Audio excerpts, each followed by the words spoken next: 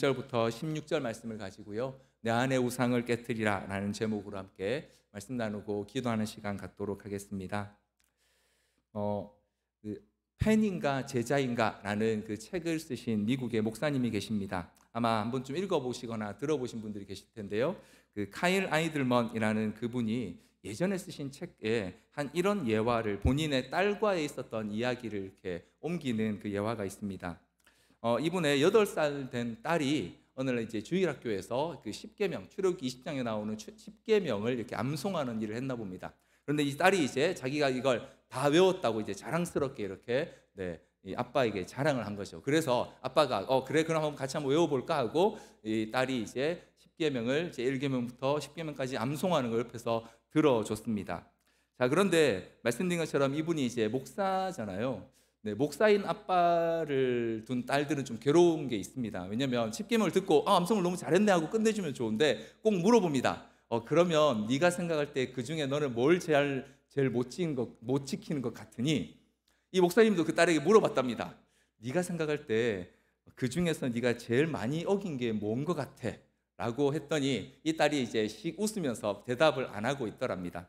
그래서 이제 딸과 함께 이제 목사님이 그 10계명에 대한 설명을 조금 이렇게 했더니 그 딸이 이렇게 자신 있게 말하더랍니다. 아빠, 근데 그 중에 내가 한 개는 확실히 지킨 것 같아요. 그게 뭔데? 저는 우상은 만든 적이 없는 것 같아요. 무슨 말인지 여러분 이해가 되시죠? 자기는 우상을 만든 적은 없기 때문에 확실히 그 제2계명만큼은 지킨 것 같다고 이렇게 자신 있게 그 딸이 이야기를 하더라는 그런 예화가 있습니다. 여기 계신 우리 성도님들 중에도 혹시 집에 금송아지나 금염소의 상을 갖고 계신 분 혹시 계신가요? 없으시죠? 아니면 오는 길에 잠깐 그런 이렇게 신전이나 다른 사원에 들렸다 오신 분 계신가요? 금요기도에 가는데 내가 여기도 좀 인사를 드리고 가야 하지 않겠어 하고 이렇게 다른 데 혹시 잠시 다녀오신 분 계십니까? 아마 그런 분은 여기 계시지 않을 겁니다. 어쩌면 오늘 제가 이제 이 우상에 대한 이야기를 하면 우리 성도님들 마음 가운데 그런 생각이 드실 수 있습니다. 그러니까 하나님 말고 다른 건 사랑하면 안 된다라는 이야기를 하시려고 하나 보다. 네, 맞습니다. 그런데 한편으로는 또 우리 마음에 그런 생각이 들죠. 아니 근데 내가 그렇게까지 사랑하는 대상이 별로 없는데, 내가 하나님만큼까지 그렇게 사랑하는, 이게 막 우상이라고 여길 만큼 그런 대상이 별로 그렇게 없는데 라는 생각도 아마 드실 겁니다. 저는 오늘 이 예레미야서에 나오는 그 우상 숭배에 대한 내용을 통해서 오늘 우리 안에 어떤 것들이 하나님과 함께 자리 잡고 있는 우상인지, 그렇다면 우리는 그 우상을 어떻게 우리 마음 가운데서 내어 쫓거나 혹은 다스릴 수 있는지를 한번 같이 좀 살펴보려고 하는데요. 특별히 이 예레미야서에서는요, 이 우상 숭배를 하나님과 이스라엘 백성들이 맺었던 그 언약의 관계 안에서 이야기하고 있습니다.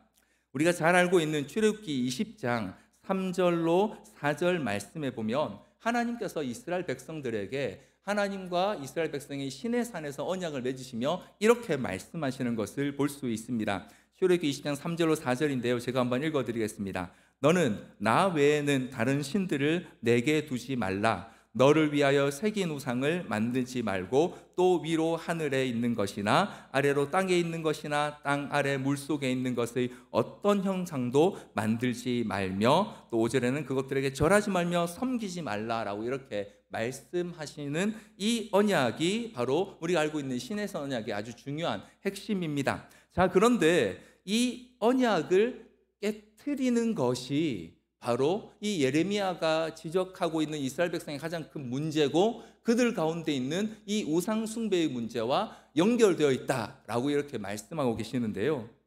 자, 그렇다면 언약을 깨트리는 것과 우상 숭배가 어떻게 연결되는 걸까요? 물론 하나님 말고 다른 신들을 섬기는 건 분명 잘못된 일이고 언약을 깨트리는 일이죠.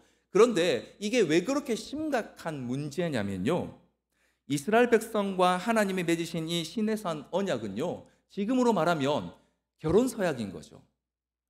한 남자와 한 여자가 죽을 때까지 오직 이 한 사람만 나의 배우자로 여기고 살겠다.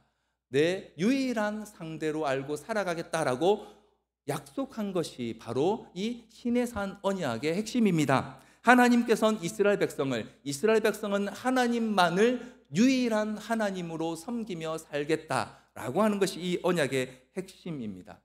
서로 그 둘 사이에 다른 어떤 존재도 있을 수 없다는 것이죠.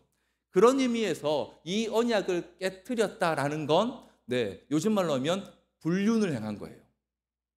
그냥 좀 실수한 게 아니고요. 심각한 문제를 일으킨 겁니다.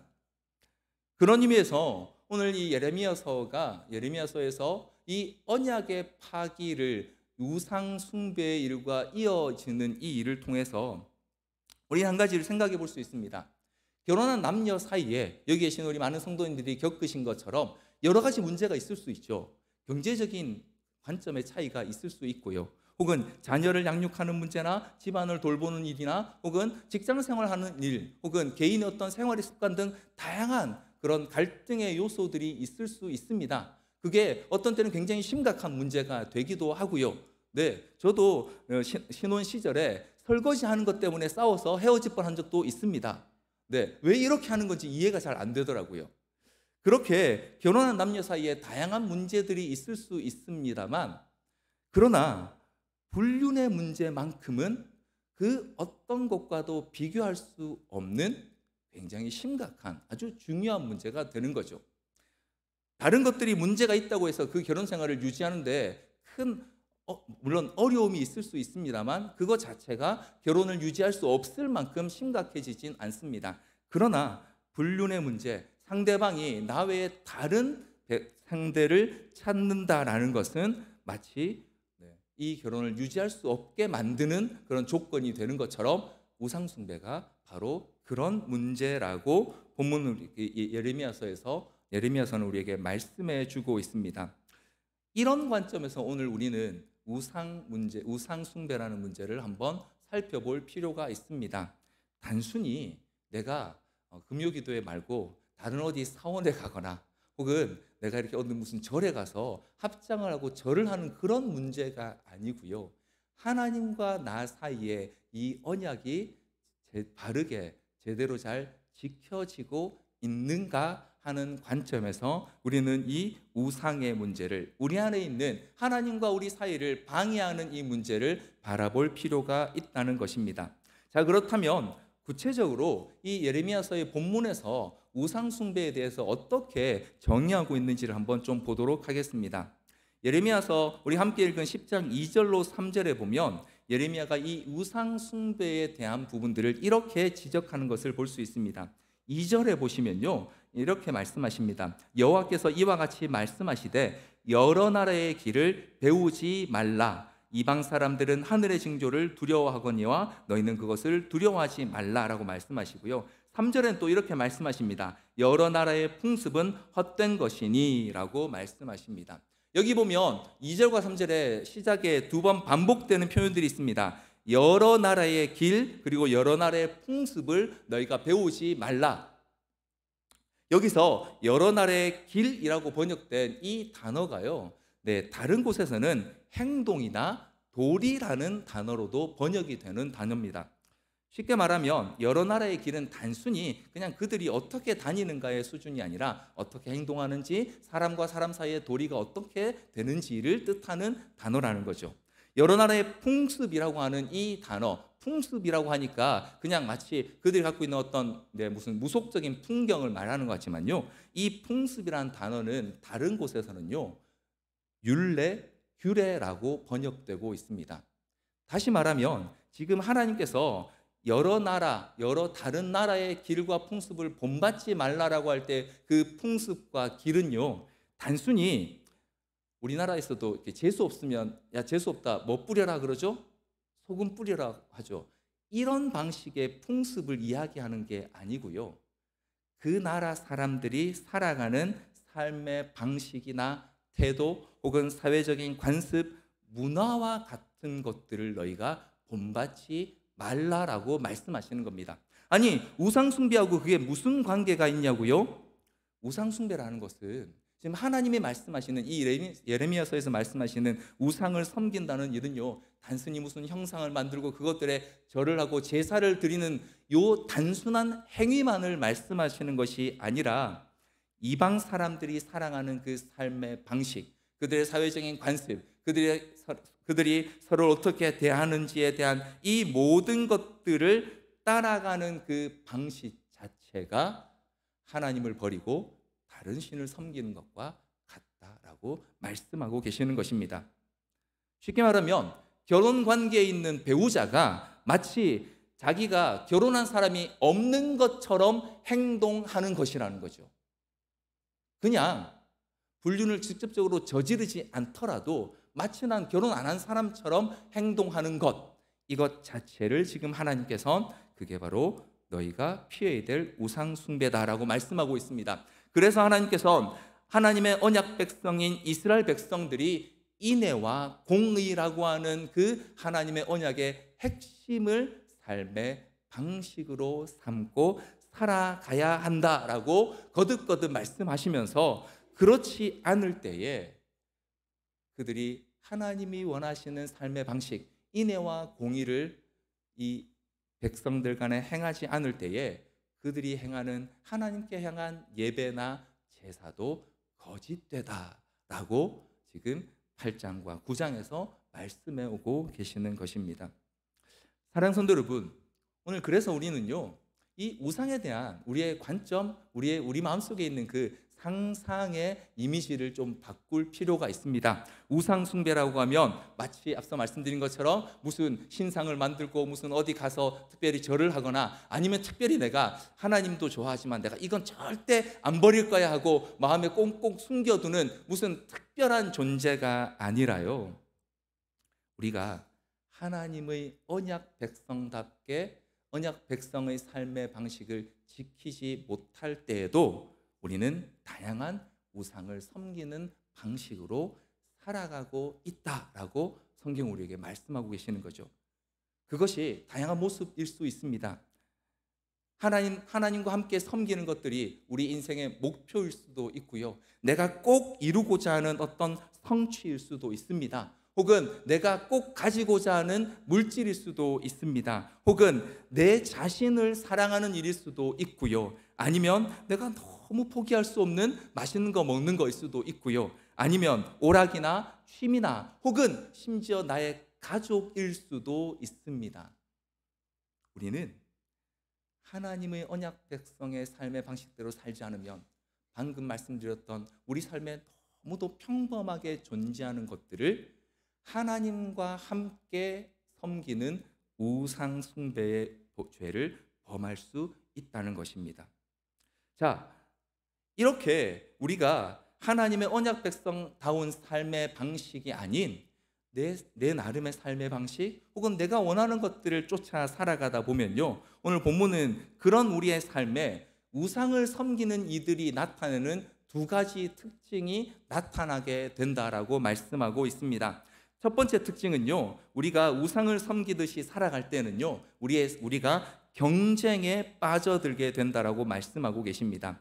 3절로 4절 말씀해 보면 우상에 대해서 하나님께서 이렇게 말씀하십니다. 여러 나라의 풍습은 헛된 것이니 살림에서 벤 나무요 기술공의 두 손이 도끼로 만든 것이라. 그들이 은과 금으로 그것에 꾸미고 못과 장도리로 그것을 든든하게 하여 흔들리지 않게 하나니. 무슨 뜻입니까? 우상은 사람이 손으로 만든 거라는 거죠. 자, 그런데 사람이 손으로 만들어진 이 우상이 우리에게 뭘 요구하냐면요, 그러니까 누가 더 크게 화려하게 잘 만드는지 경쟁하기를 원합니다.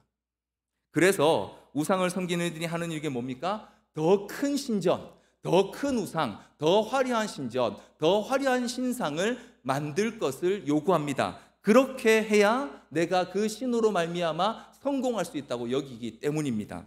그래서 더 크고 화려한 것들을 만들기 위해 끊임없이 비교하고 경쟁하고 그것 때문에 항상 불안해합니다. 그리고 그 경쟁에서 이기기 위하여 수단과 방법을 가리지 않게 만들죠.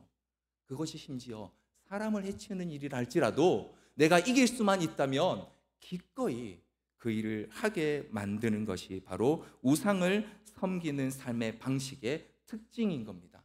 끝없는 경쟁에 빠져들어서 비교하고 그것 때문에 혹시나 잘못될까 봐 늘 불안해하는 것. 우리는 뭐 그렇게까지 막 비교하고 경쟁하지 않는 것 같은데, 그러면 우리하고 이게 별로 상관이 없는 문제일까요? 제가 여러분께 한 가지 질문을 드려보겠습니다. 여러분 만약 누군가 여러분께, 여기 계신 우리 집사님, 권사님들, 우리 장로님들께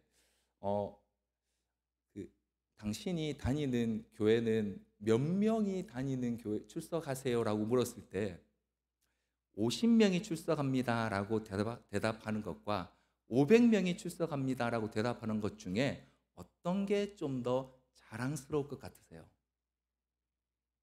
우리 교회는 50명 출석합니다 라고 말하는 것과 우리 교회는 500명 출석하는 교회입니다 라고 말하는 것 중에 어떤 게 더 여러분 좀 더 자랑스러우시겠습니까?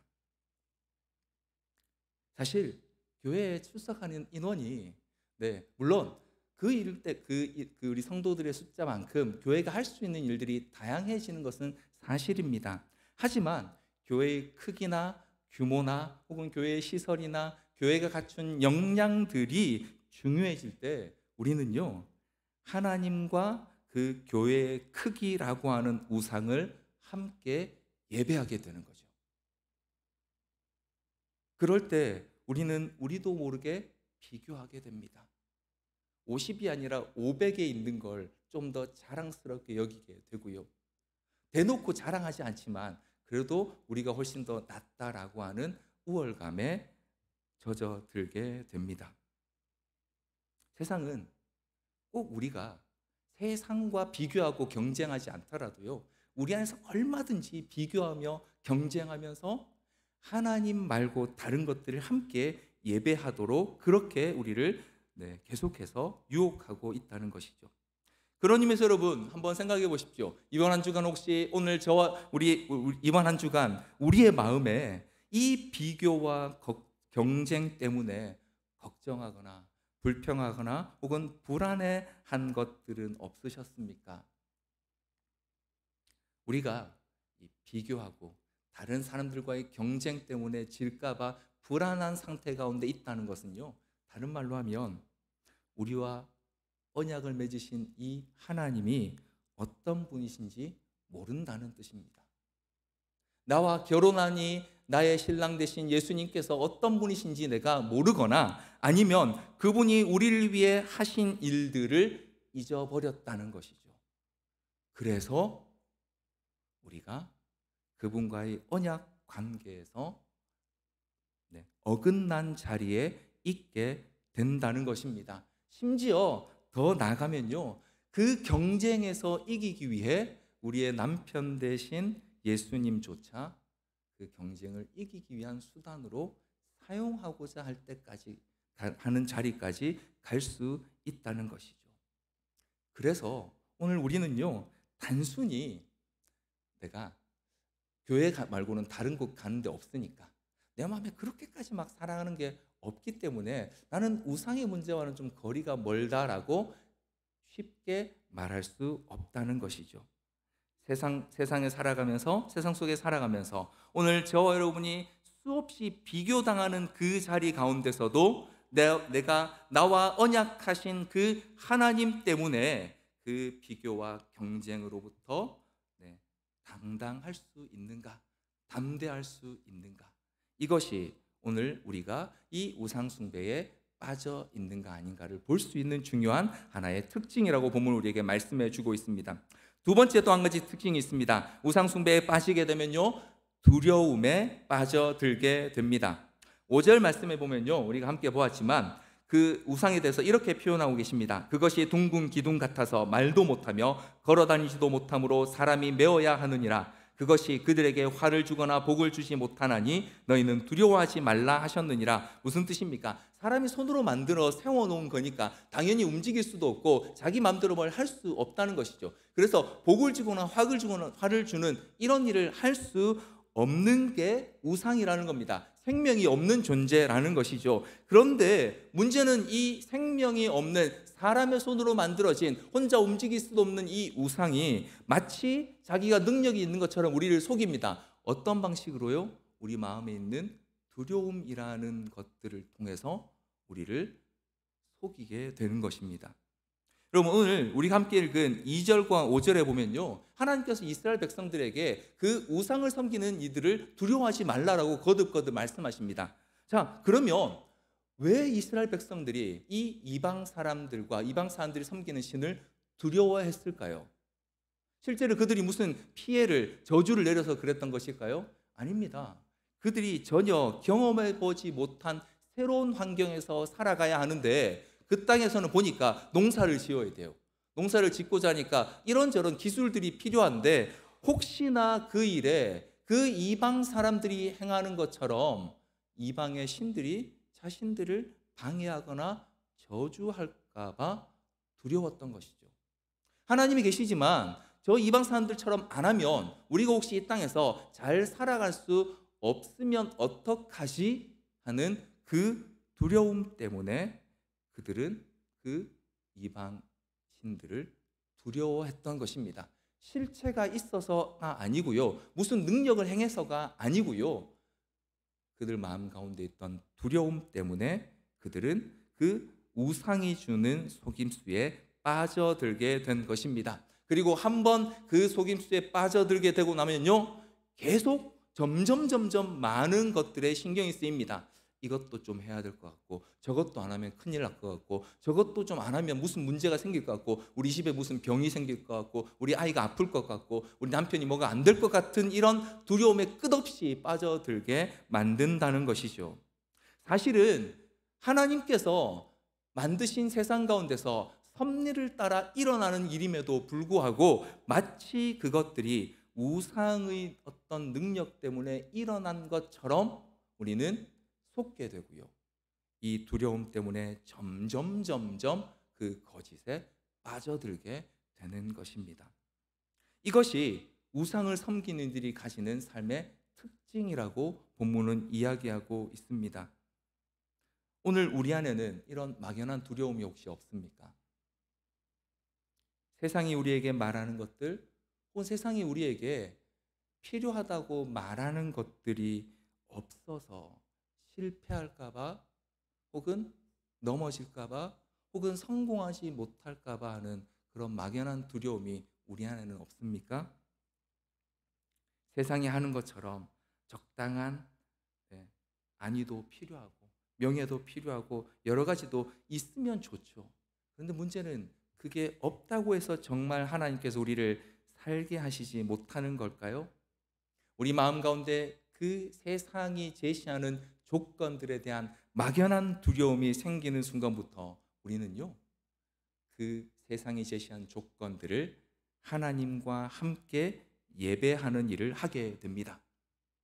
대표적인 예로 여러분, 그런 고민들이 막 우리 마음에 생기면요, 기도할 때 한번 생각해 보십시오. 이게 기도를 하는 건지 고민을 하는 건지 생각을 하는 건지 구분이 안 될 때가 있습니다. 분명히 기도하라는데 계속 머릿속에 그거를 내가 어떻게 해야 될까, 이렇게 해야 되나 저렇게 해야 되나 계속 생각하는 제 자신을 발견하게 됩니다. 뭡니까? 그 걱정을 지금 예배하고 있는 거죠. 이렇게 우리도 모르는 사이에 하나님과 다른 것들을 함께 예배할 수 있습니다.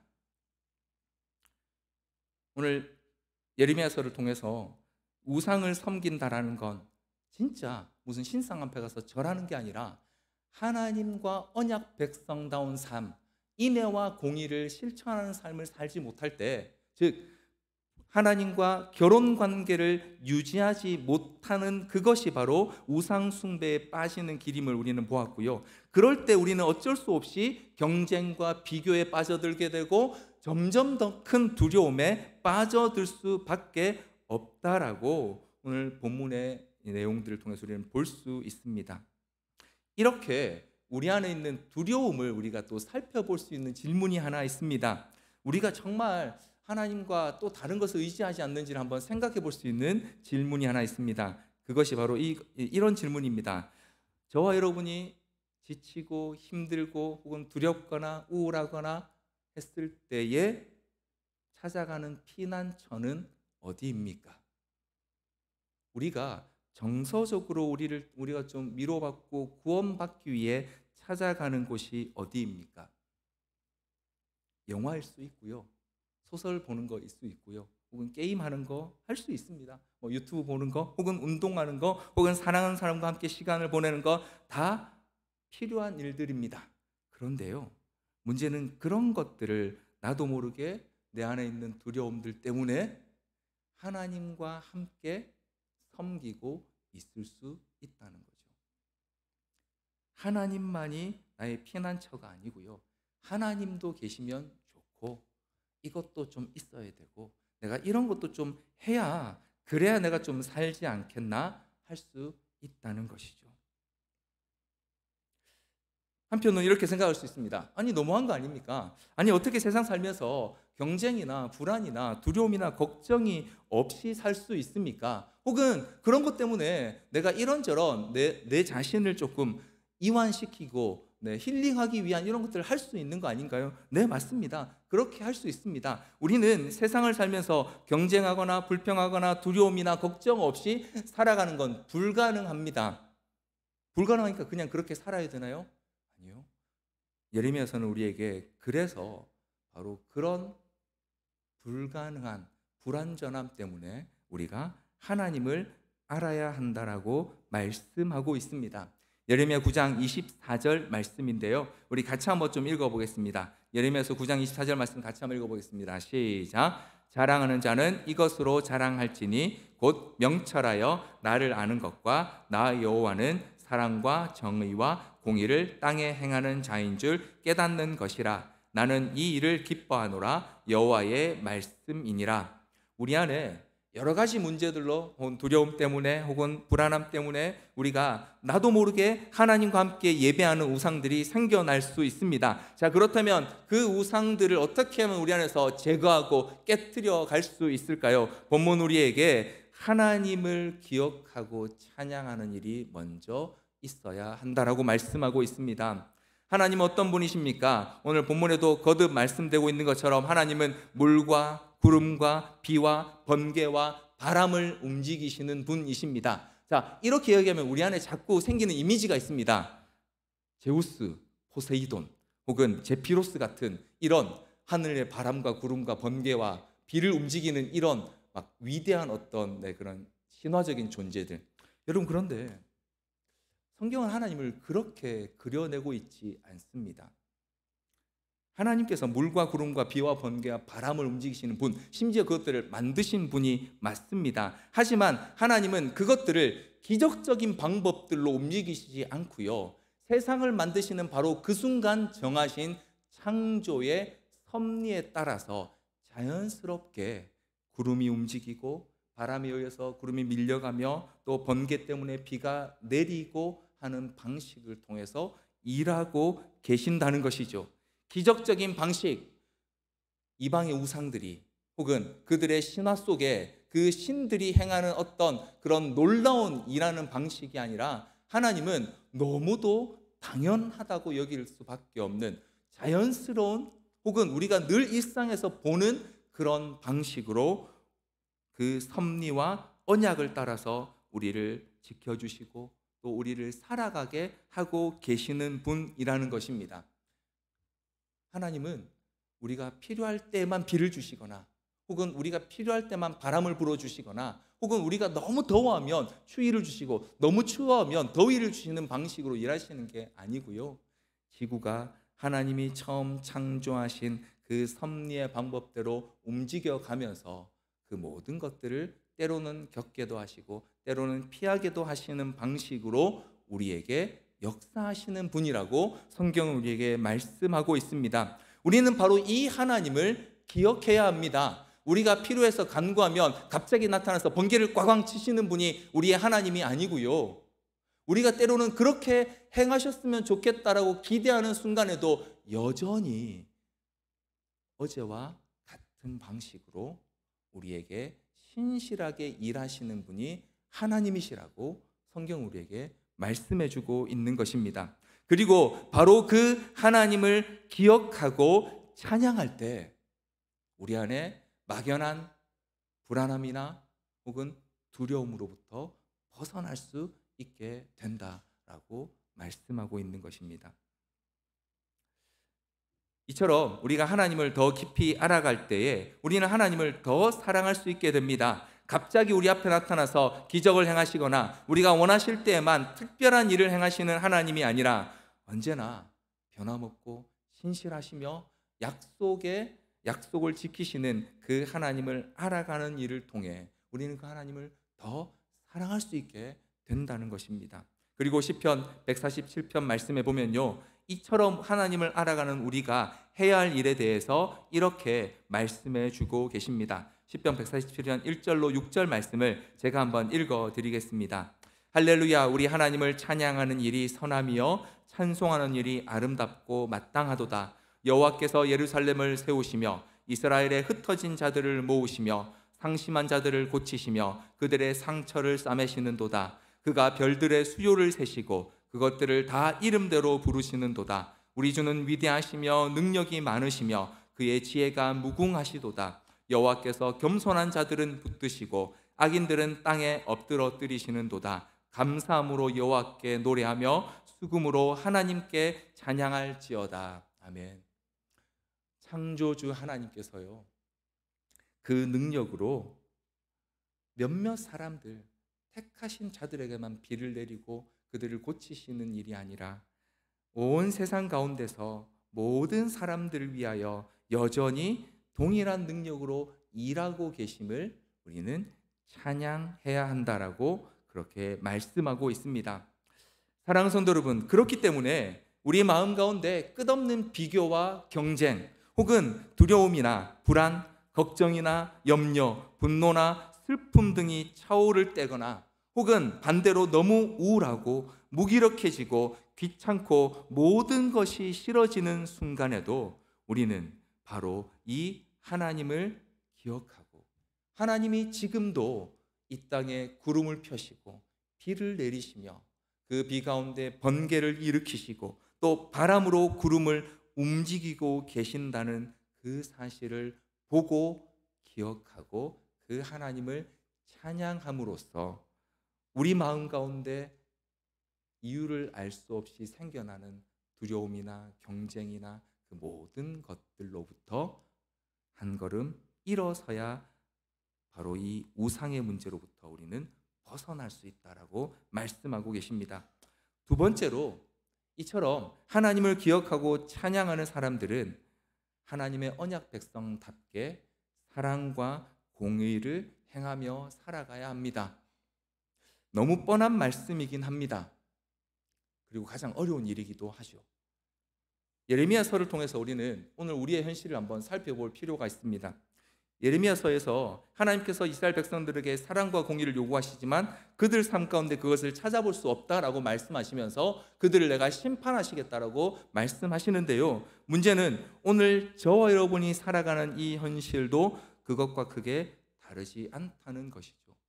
여러분, 오늘 우리 사회를 한번 살펴보십시오. 이 세계를 한번 살펴보십시오. 우리가 지금 살고 있는 이 세계가 얼마나 비참한 방향에 가고 있습니까?